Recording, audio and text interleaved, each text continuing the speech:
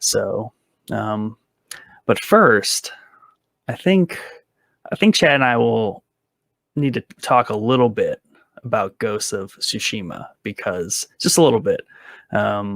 We covered it last week. Now that I'm playing it and he's also playing it, is it your third playthrough, would you say? I was thinking about that the other day. I think it's my third playthrough. It might be my fourth playthrough. Because I had that like little mix up where I started playing it and then they announced the director's cut. So if you count that, which technically you probably should because I played a good chunk of it, it's probably my fourth playthrough. But just to lay the groundwork here, let's say at least where we're at in the game. Obviously, I've beat it 4 times, but I'm playing it again. Yeah. So I just finished Iki Island. I 100% at Iki Island. Now I'm back to the main game, and it's probably the most fun I've had with the game so far. I'm just exploring. No map. I'm not looking at the map. I'm not doing anything. I'm just going, and whatever I come across, I'm doing. And I think that's like the best way to play this game. But where are you at? Yeah. So yeah, because I had to ask because I was writing the description for one of the clips, and I was like, this is my first. I guessed at your third, and I was like, he's for sure on his third full playthrough. So I'm glad I got that mostly right. Yeah. So yeah, where I'm at, and I'm really playing it like I typically play, Assassin's Creed or a lot of these open world RPGs. And my style here is really, I explore the map. I fill in the map, and I kind of take like natural paths to do like all the side quests. But I don't get hung up on like finishing an area. Cause like, if it feels right to be moving in like a certain direction toward a main story component, I'll do that. And I'll know to go back to something. And the fast travel is kind of like nice in this, even though I try not to do it often, but usually I used to do it for like upgrades and stuff. And then I kind of get back to where I was. So I honestly, since the very like the main like opening sequence, and you meet the the ghost lady, the thief, right? And then she has a brother, and there's basically the 2 quests, the main story quest in the southern tip of the island. I'm on my way to do those, but I have been doing a lot of the like recruit. I think I'm like 2 out of 4 on the recruit people, and I've been kind of chipping at their storylines here and there. So I would still say I'm pretty early in the game, but I feel like I'm pretty leveled up in terms of my character.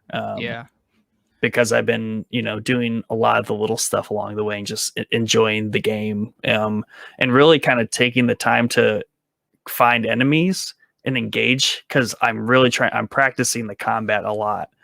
Because 1, it's really fun, and 2, I think it's really well done, and I enjoy the level of difficulty it's built out to be. So I've been really trying to become a sword master here with the blade. Right.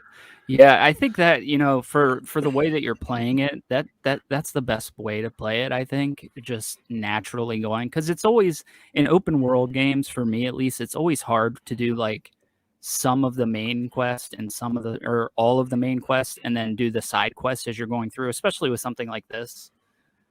I think Ghost of Tsushima handles it really well, but like Spider-Man, per se, like the city's collapsing and like a little girl wants you to go get her balloon. Like, right.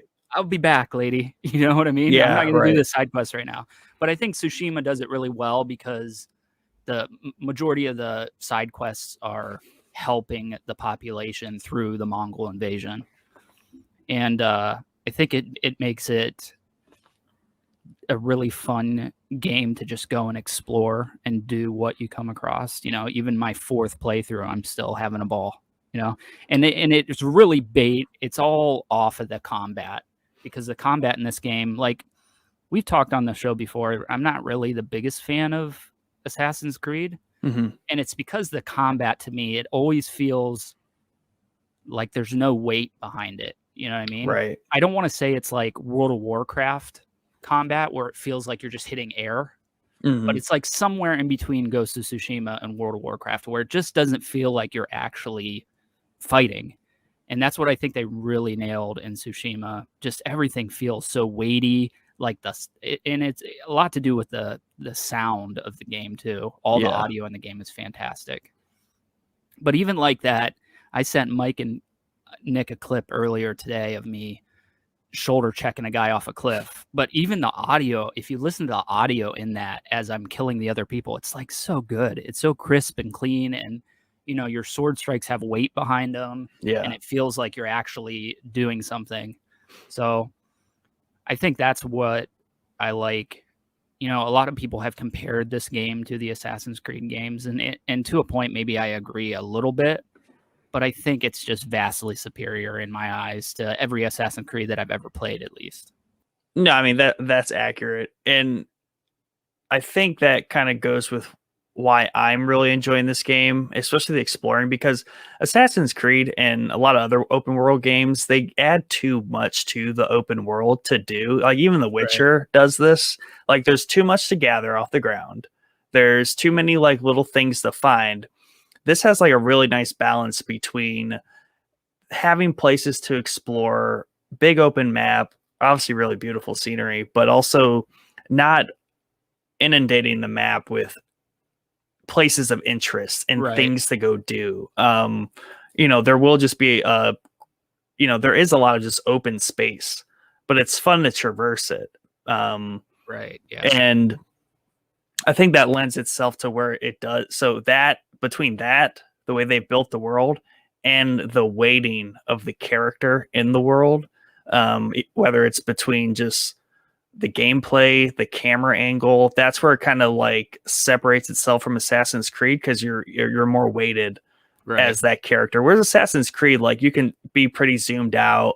It's kind of a hack and slash. Origins to me was a lot of hack and slash, and I was okay with that because it was fun and it was fast, and the world's just so big. That's kind of like the point of that game, and that's my favorite one so far. I haven't played Odyssey, or I haven't played a lot of Assassin's Creeds, but I kind of selectively play throughout. But yeah, this one's just so well weighted in itself. It's so self-aware of what it's trying to be. Yeah. And I've really in the sword play, really understanding like how the controller reacts to the different combos and the way you can move in and out of combat, the pairing. I've been pairing a lot just because I went down that tree pretty hard, and that's a pretty powerful way to play. Yeah. Just so good. Yeah, it definitely is. And I think a lot of people think that the combat in this game is not deep, which at its base level, it doesn't seem like it's a deep combat. It's just a light and heavy attack system, like you see in a lot of different games that don't go very deep. But it gets very, very deep, especially as you progress through the story and you meet new enemy types and all kinds of stuff. It has you on your toes. I'm on my fourth playthrough, and it still has me on my toes every single fight. And I think that's what makes, for me, probably what makes me come back for more every time, is because the combat is fair, fun, and it just feels, like I said, it just feels like you have weight behind you. That there's like, I'm sure you've seen it. I know you're early in the game, but there's that one move where after you kill the guy, he like leg sweeps him and kicks him to the ground. It's like one of the coolest moves I've ever seen in a video game. It's so cool. Yeah. You know what I mean? And I think that's where a lot of games get hung up on either overdoing the animations when you're fighting to the point where it feels like you're really not in control of your character, or underdoing the animations, which is what I think Assassin's Creed does, along with audio stuff and other problems that mix into it. That's a good way to look at it. It is about how much they put into the predictability of like, you do this is that move. It's all very beautiful and put together, or you're just kind of slashing through the environment, and that is Assassin's Creed. Right. Yeah, and this is a very difficult game to brute force your way through. You're just not going to be able to do it on most encounters. You're not going to be able to just brute, especially early on in the game, because you have enemies that can block your attacks if you're not in a certain stance and stuff. And I think that's what adds to the depth of the combat, is all the different stances that you'll eventually get. And I think it just makes for a much deeper combat system than most people think it is. And there are some games that get away with doing very simple combat. Sekiro is one of them. It's very simple. It's like, it's very simple. Dark Souls is the same way, but they're all about movement and, making you kind of heavy feeling. Yeah. So you're moving very slow, and it's a very slow combat. Tsushima is totally different. Yeah, I mean, you're like one of the fastest fighters in a game that I've ever seen if you get everything down right. If you don't, you're going to have an issue. Well, I think it is to me it's a very easy to understand combat system. It isn't overly complicated, and the way it is focused on, to me, it's all about the combos on the pad. Yeah. And it is about movement too, a lot, because like I love the dodging, the circle joystick move. Like, to me, that's just so natural, and then how that follows through. And I think it is straightforward, which is nice and makes it approachable. But once you get into understanding like the enemies and like you're a samurai, if you embrace the fact that you're a samurai and you kind of understand how a samurai should be moving, that's where the game gets really fun, and trying to figure out how to use all those combos in sequence to move through a group of enemies. Yeah. Because I think if you don't play like a samurai, it does seem kind of simple. But if you try to play, role play as a samurai, it's so cool. Yeah, definitely. I think the one thing, there's a couple things that I think the game is lacking, but the stealth elements of it, I think, are lacking a little bit. It's very base level stealth system. So, I didn't really feel the stealth was very compelling at all. So even through all four, I barely use stealth at all. I'm going to be honest. It's just, I'd rather just literally walk straight into a base and just wait for them to come at me and then fight them. And I feel like that's the kind of the samurai thing you're talking about. You got to face them head on, and you see it in a couple cutscenes early on in the game. That's how he's made, he was raised to fight that way. And that's kind of what the whole story is him. Is he going to turn on that side of him and kind of strike from the shadows like a coward? But the unfortunate part for that is that the story and the gameplay for me don't really match up, because the stealth just isn't very good. It's I'm not going to say it's bad, but it's just not fun. You know what I mean? So had they made like a compelling stealth system, then it probably would have fit a little bit better into the story. But what do you think? Are you doing any kind of stealth whatsoever? Yeah. So just to answer this guy, Mikey, what's up, dude? And also, what's up, Michael and Underfunded? Thank you for joining in.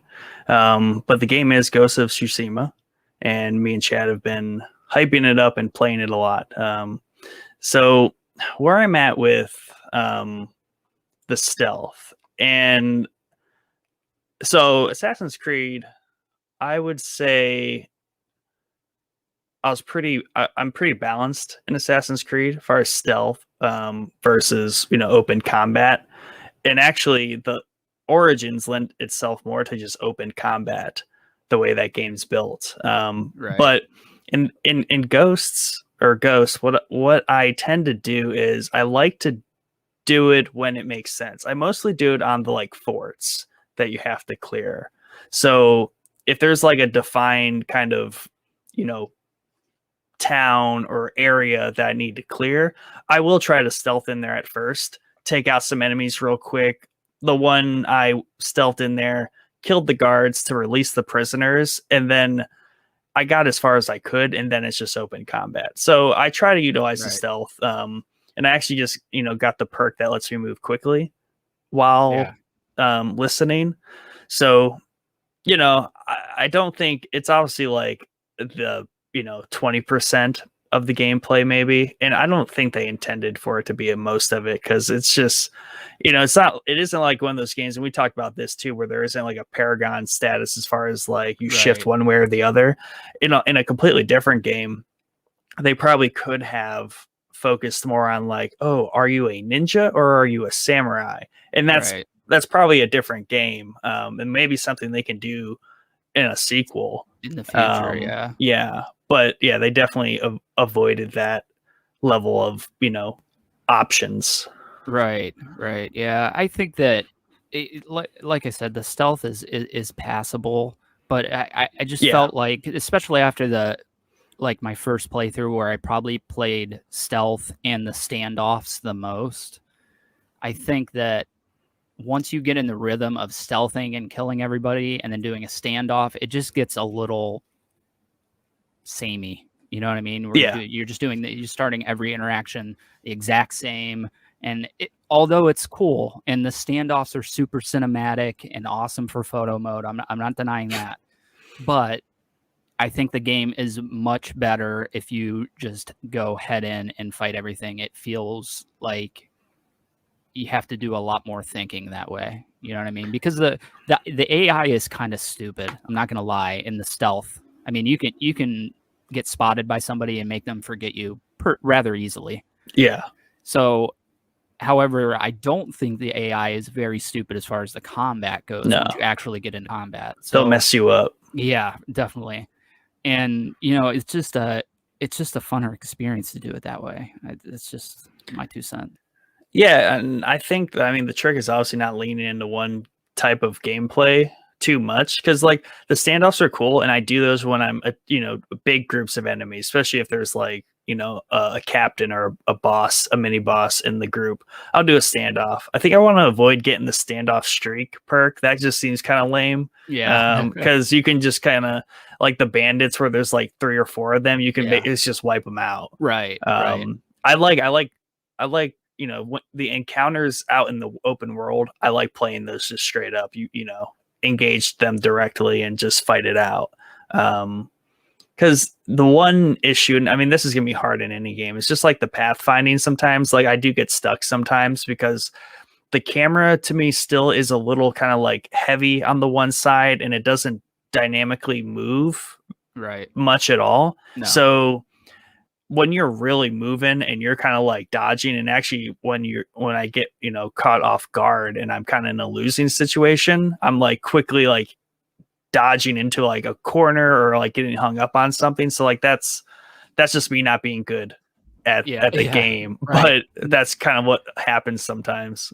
Yeah, I mean, I think everybody that's played this game has at least commented at some point to the camera, because the camera is an issue, especially early on when you're trying to learn everything else, and then you got to deal with the camera too. And there were a lot of people that wanted a lock-on feature in the original game, and they added it in the director's cut.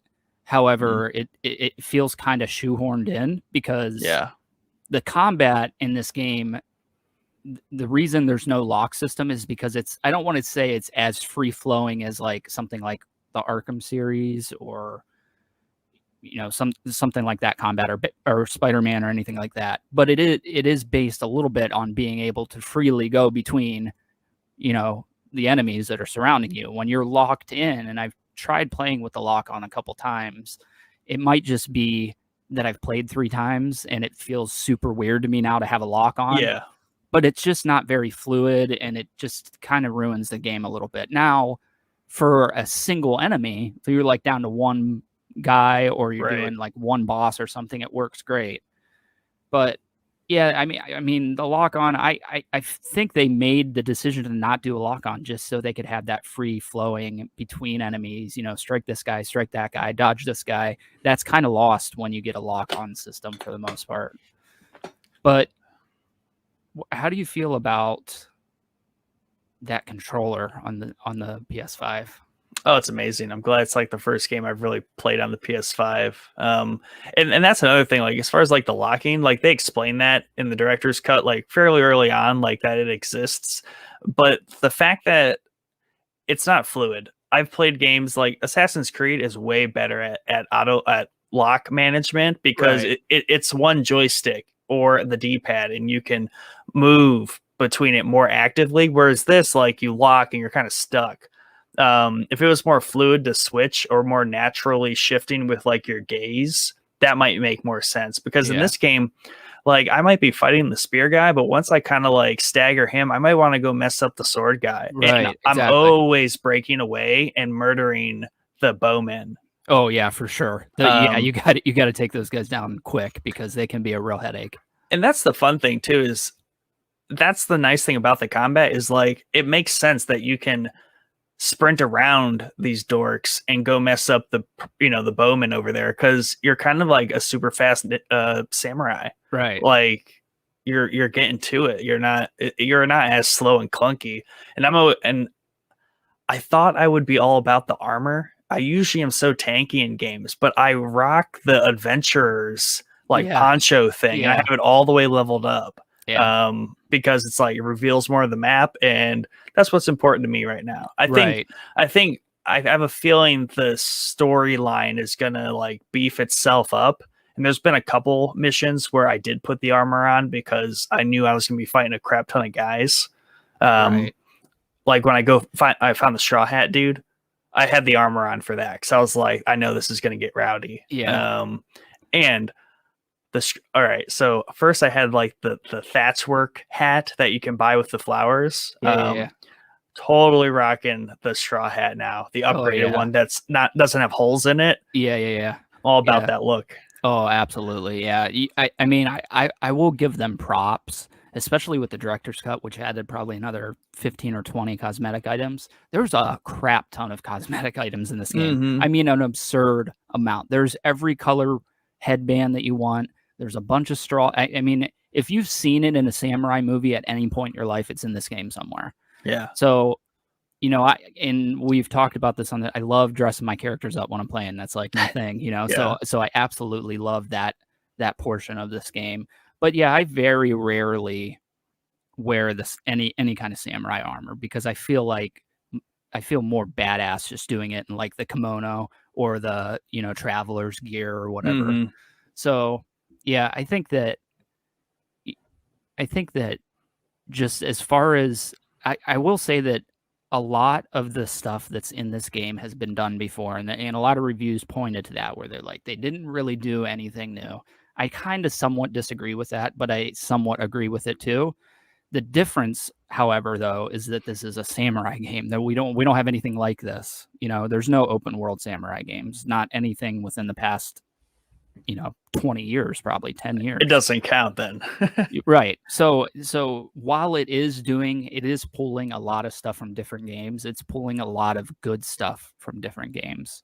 So yeah, and it leans so heavy onto the other details about the game. Like you just said, if you've seen it in a samurai movie, it's in the game. And right.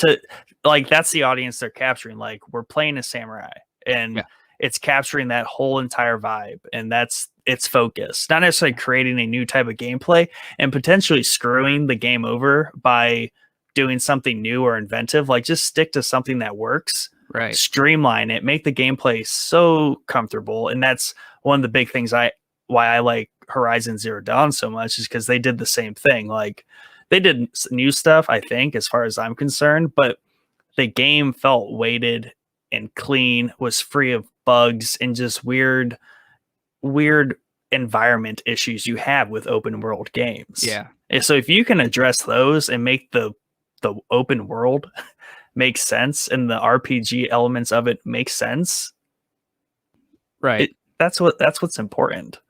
Yeah, I think that everything in this is like you said, it's streamlined, and the best thing that this game does is it keeps you in the game. You know what I mean? You don't do a lot of stuff on the map unless you want to.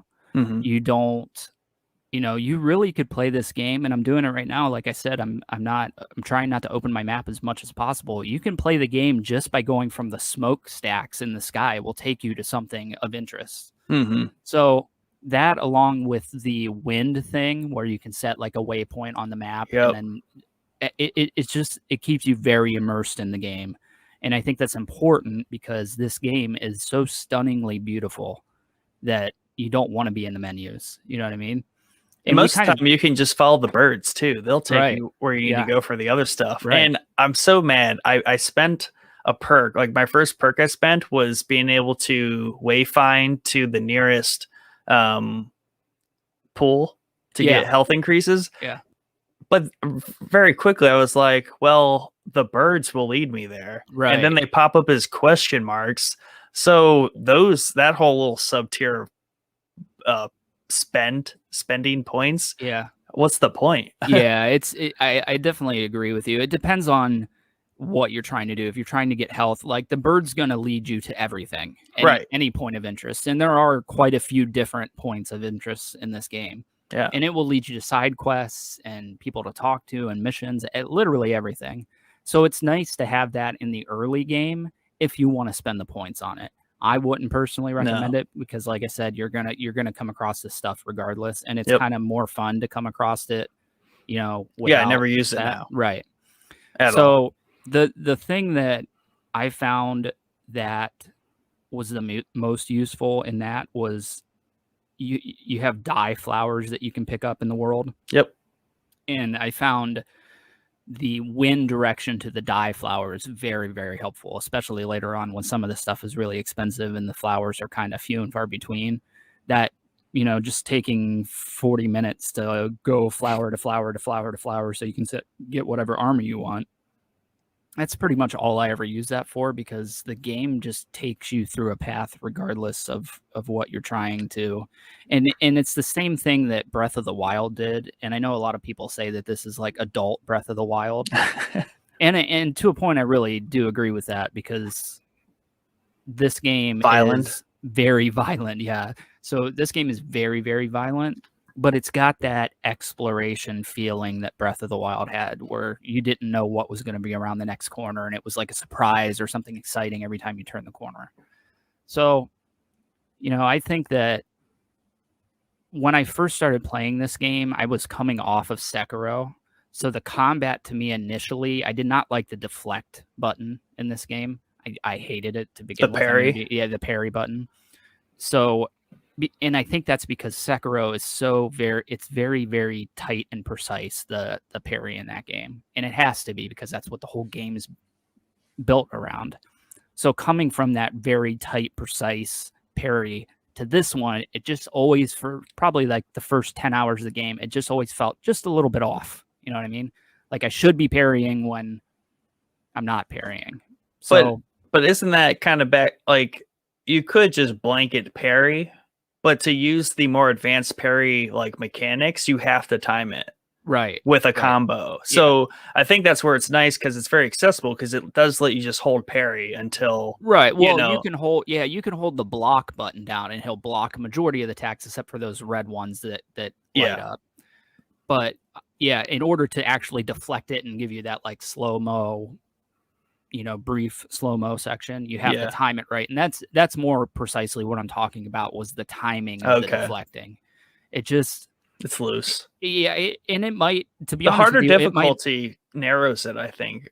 From what I read. Yeah, it does. Yeah, and you can get a couple of charms in the game that make it a little bit bigger and give you a bigger window to parry in. But that to me was never really the problem. It just felt a little off, and it might just be because I was coming off Sekiro. It might not be off. Like, you might not realize that. You might not even think twice about it. Just coming from a different game with a very similar system, it just felt weird. And the same thing happened to me with Jedi Fallen Order and that parry system. That one always felt like, if you play Sekiro and then that, which I did back to back, that one feels really, really off. But you get used to it eventually. I think it's just so wide. It's just so forgiving. What qualifies as a parry or a block, right? And I think that's the issue, because you don't have that like well timed. It's like you're not connecting this. It doesn't matter that you're connecting the swords, where Sekiro is more about that. Right? This is more a fact. Like, did you just hit it? Like, did you hit the button or not? Because one thing, I guess, where the combat, I think I would like to see more in games, and maybe I just haven't played these games, but where I should be facing the right way to successfully parry something. I'm pretty sure in this game you can be facing any direction and it'll auto address whatever. Right. So I think like to parry the bow arrows, like I should be facing the right direction at least. Right. But you don't have to be. So things like that. I get where I think that probably comes from kind of like an Arkham style that they were going through. Obviously with this combat, I think in the initial probably build of this game, it was closer to Arkham than it ended up being. But like Arkham, you don't have to be facing the right direction. and whatever the Lord of the Rings game is that's very similar. It's blanking on my brain right now. Not the third age. It's just like No, it's it's like the Two Towers and the Return of the King one, the movie ones. no. It's No? the ones that they came out on the PS4. Oh my gosh, Shadow of Mordor. Oh, and yeah. War. So Shadow of War, rather. So that's the same kind of system you're talking about, where you don't have to be facing the person that's hitting you. You're just deflecting. And I think I like that system because it makes the combat very quick and, you know, it's just fast feeling. So if you have to like always face the direction, Yeah. I feel like, especially with Tsushima, it's just the combat's so quick. Everything's coming quick, and it would be kind of a pain, I think, to have to face the arrows guy. But it is always weird when you're facing away from him and he's deflecting the arrows behind his back. I'm like, okay, well, he's a badass samurai, so I mean, he's got skill. Yeah. And this was interesting. So like I was playing Destiny when I first got the PlayStation.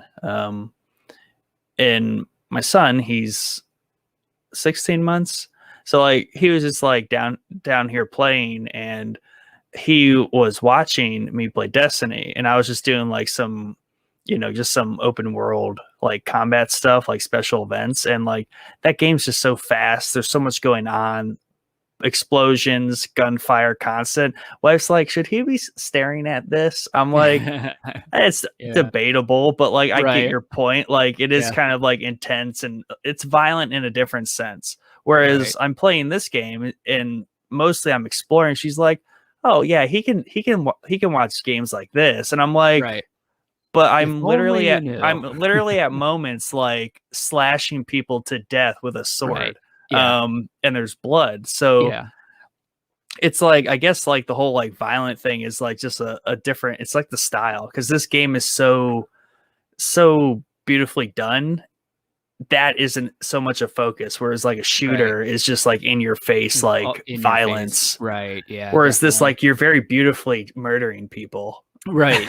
Exactly. Yeah. I think that, there is an option to turn off the blood, I believe, and then there's actually a charm you can get later on that makes the all combat way bloodier. Is actually what it says. I want that charm. So yeah, I mean I tried to play because my oldest son Brady wanted to play the game for a little bit, so I turned the blood off for him, and it's still a cool game. Don't get me wrong; it's not like I'm saying it ruins the game by turning the blood off, but at the same time, you're slicing people with a really sharp sword. It's kind of cool to see the blood squirting everywhere. You know what I mean? It's just the way it part is. Of it. Yeah, it's definitely part of it.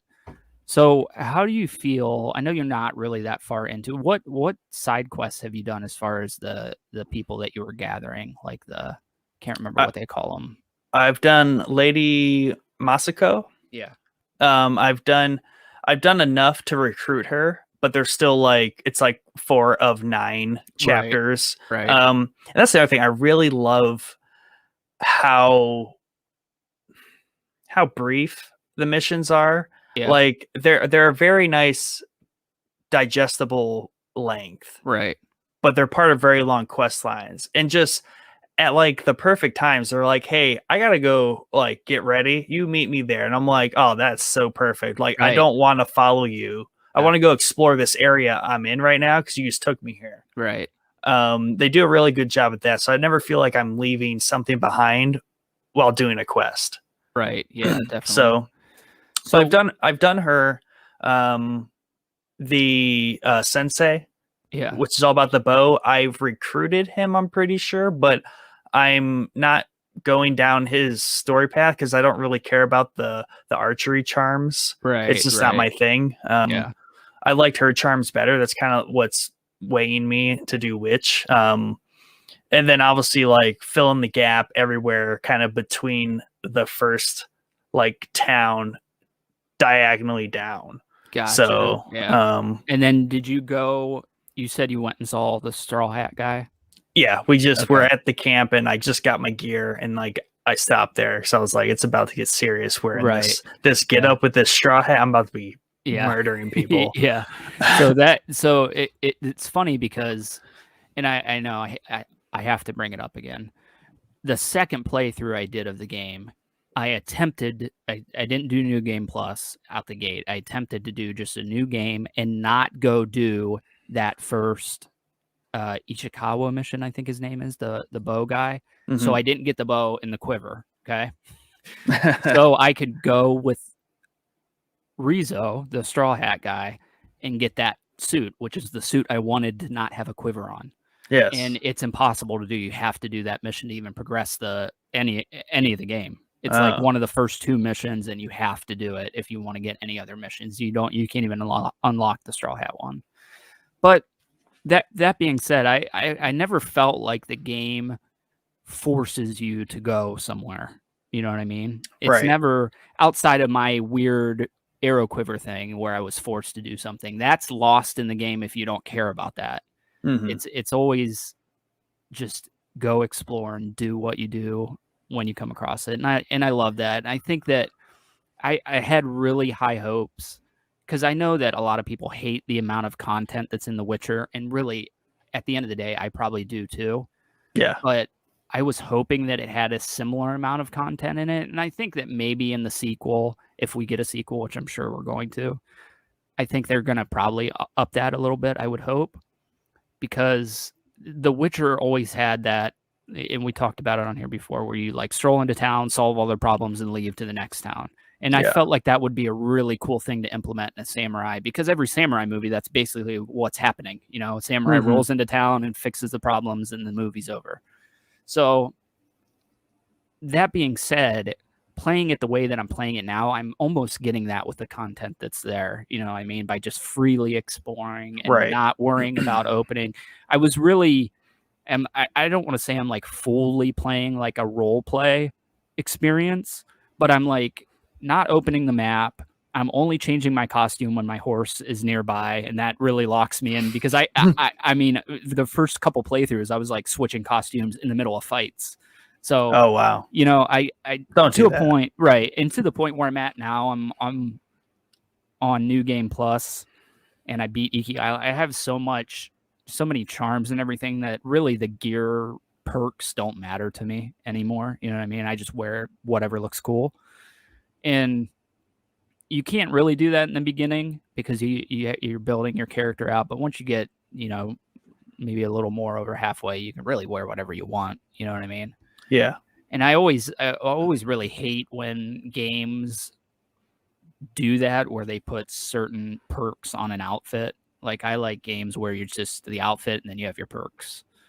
And especially with like shooters or any kind of looting game, I hate when like the loot stuff changes the way you look. And you're wearing like a yellow helmet, purple vest, and, you know, brown jeans. It just doesn't, you know, I've always hated that. So, but in this game, I think it gets to the point where it's like, it doesn't really matter those perks on that anymore because your charms and everything else are taking care of it. Yeah. The charms is really just like a slight modification in gameplay. Like I have the one where I do more damage or I take less damage when I'm below 50% health because I'm getting hit a lot because I'm not as good as I want to be. But eventually I can see a lot of those going away where you don't need them. And it would always just be like damage buffs and stuff like that. Right. And then for the sequel, I would like to see him add in like a little bit more of, I don't want to say that this world doesn't feel lived in, because I think it does, but it's lacking like some things that like Breath of the Wild had, for example, which had like inns that you can go in and sleep and restock your health and little stuff like that.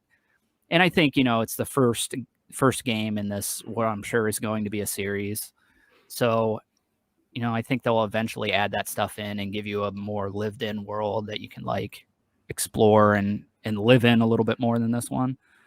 But at the same time, for them to jump from Infamous, which is a totally different game, to this, and I think I had originally heard that they were planning to do either like a pirate game, like a Three Musketeers game, or a samurai game, and they landed on the samurai. Maybe the other one was like a steampunk something. And I'm so glad they landed on the samurai, because I think that they really found the game that they can build a series on. And I really hope they don't go back to Infamous. I love Infamous, don't get me wrong, but you this is your game now. Like you need to, it's just like Insomniac with Spider-Man. Spider-Man's your game now. I don't care about your old games. Let's move forward and keep cranking out the Tsushimas and the Spider-Mans. Because my hope is that we're going to get a sequel on mainland Japan, which is where and we talked about this last week. I always thought that the location and the time for this game was a little obscure because Japan has such a violent internal history. And it might be because every game that's ever been about samurais has dealt with that time frame and they wanted to do something different. But I'm hoping that, they kind of locked themselves into a weird time frame here because this is like 200 or 300 years before that Civil War era in Japan. With all the samurais fighting and, all the shoguns battling for control of the country. So whether they go to mainland and just kind of forget about the history and tell a story in that kind of time frame where everybody's, fighting, I don't know. We'll see. But I hope that they don't do, because like we talked, there were 2 Mongol invasions on Tsushima. Yeah. And the one came like a couple years after that. And that probably makes more sense for them to do. But I just we already have Tsushima, what more can you do? I feel like you have to go to mainland Japan. It's just, I don't know why you wouldn't, right? Yeah. Yeah. I mean, they definitely have options. They can always go backwards too, do like kind of like a prequel bit. Right. Yeah. If they explore more of the storylines that they already have going on, or if, they kind of just, do you think they would divert from Jin and just do like a new character?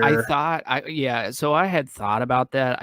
I don't think they're going to, because to me, this game is really, it's like a comic book origin story, like a superhero origin story. You're watching Jin become the Ghost. So for them to build that story and that background and everything, and then add even more into the Iki Island DLC about his background and stuff, I don't think they're going to go away from him anytime soon, at least not the next game.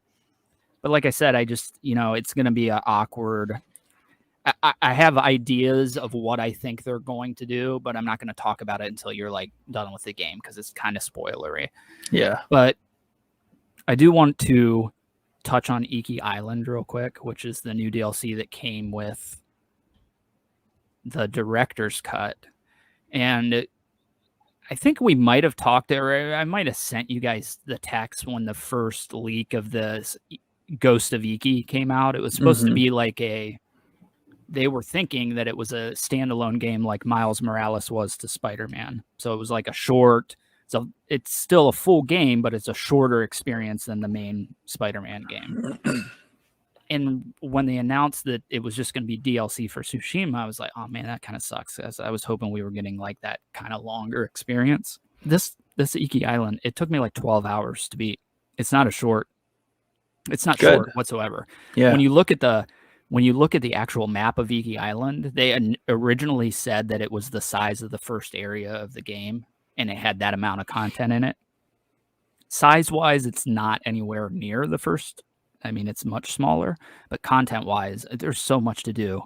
And do you think they exercised a little bit of the putting more in the map in this one? Whereas like the first island here seems a lot more emptiness, right? Between a lot of just traveling and like useless space, right? But it's beautiful. So you think they trended in a direction of filling the map much better, a little more balanced? Yeah. It's like a first. I don't want to say it's Witcher style of content because it's definitely not, but it's like a first step in that direction.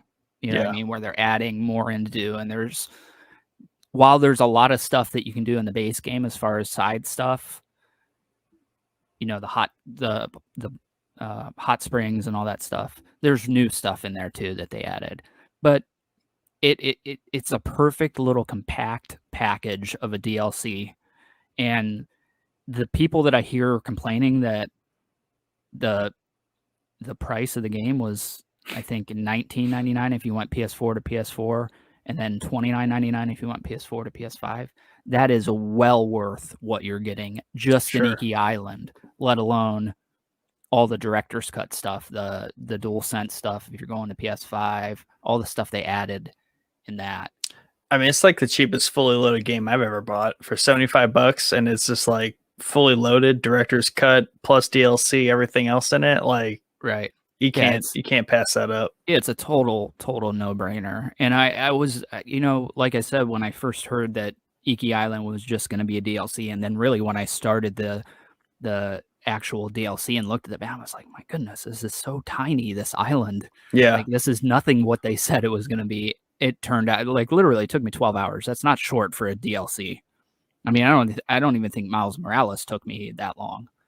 So, I hope that you get to Iki Island, because it's a nice kind of change of pace, especially if you're coming right off the third portion of the map that you get to. It's a very big change of pace as far as the scenery in that area, and it just feels so different because it's, I'm not going to spoil the story at all, but this island despises samurais.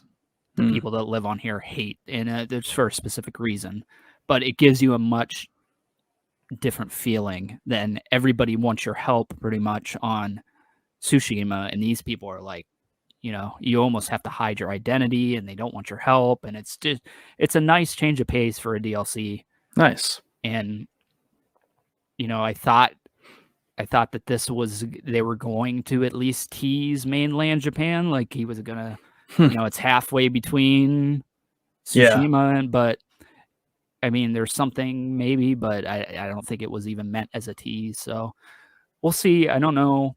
They probably still have some time before they even get to any sort of sequel. Yeah, it's going to be years, which really sucks. But,